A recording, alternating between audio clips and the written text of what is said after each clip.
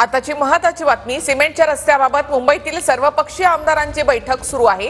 आदित्य ठाकरे या बैठकीसाठी उपस्थित आहेत। उपमुख्यमंत्री शिंदे मात्र कक्षेबाहेर येऊन परत गेलेले आहेत। उपमुख्यमंत्र्यांना सभागृहामध्ये कामकाज असल्याचं सांगत नार्वेकरांनी बैठक सुरू केली।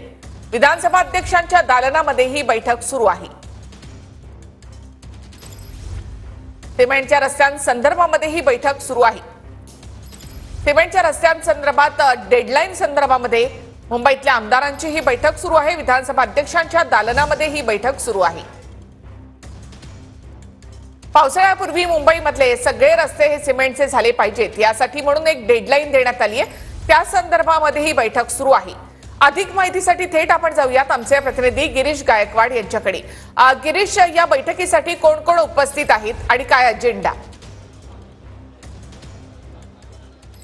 नक्कीच आपण पाहतोय की महाविकास आघाडीचे सर्व आमदार जे आहेत ते या बैठकीला, मुंबईतले जे आमदार ते उपस्थित राहिलेले, मग अमित पटेल असू द्या किंवा मग वरुण सरदेसाई असू द्या, आदित्य ठाकरे असू द्या, हे आणि त्यासोबतच इतर जे काही नेते आमदार आहेत ते सुद्धा उपस्थित राहिल्याची माहिती मिळते। आणि अध्यक्षांनी त्यांच्या दालनाच्या बाजूला असलेल्या एका सभागृहामध्ये ही बैठक बोलावलेली आहे। सगळ्यात महत्त्वाचं म्हणजे दोन व्हिडिओ समोर आलेले आहेत। सगळ्यात आधी एकनाथ शिंदे या ठिकाणी पोहोचले होते, मात्र त्या ठिकाणी हे आमदार पोहोचले नाहीत असं कुठेतरी सांगण्यात आलं आणि त्यामुळे विधान परिषदेमध्ये त्यांना काही उत्तरं द्यायची होती, त्यासाठी आता एकनाथ शिंदे विधान परिषदेमध्ये निघून गेल्याची सुद्धा माहिती मिळते। त्यामुळे जे फेस ऑफ आदित्य ठाकरे आणि एकनाथ शिंदे यांच्या मध्ये होणार होतं ते आता होणार आहे की नाही हे पाहणं महत्त्वाचं ठरणार आहे। बऱ्याच टीका टिप्पणीनंतर हे दोन्ही नेते, प्रमुख नेते एकमेकांच्या समोर येणार होते आणि मुंबईच्या रस्त्यांच्या बाबतीत काही ठोस निर्णय होणार होता असं सुद्धा बोललं जात होतं। पण त्यामध्ये नेमकं मांजर कुठे आडवी गेली हा सुद्धा सगळ्यात महत्त्वाचा प्रश्न आहे। वेळेचं नियोजन ठरलं नाही की जाणून बुजून एकमेकांना दुर्लक्ष करण्याचा हा सगळा प्रकार आहे, अशी सुद्धा चर्चा सध्या झडू लागलेली आहे। मात्र आपण पाहतोय की आता बैठकीला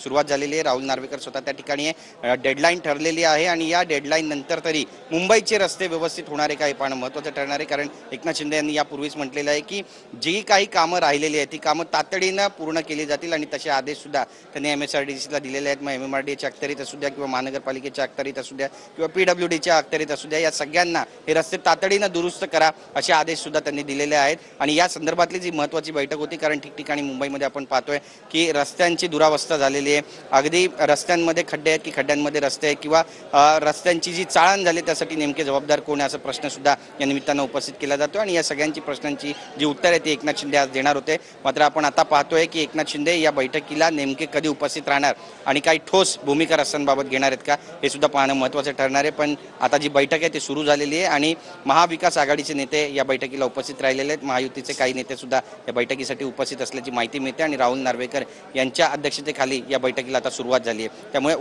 आदित्य ठाकरे आणि एकनाथ शिंदे हे एकमेकांच्या समोर येणार का, आताच्या घडीचा मोठा प्रश्न आहे।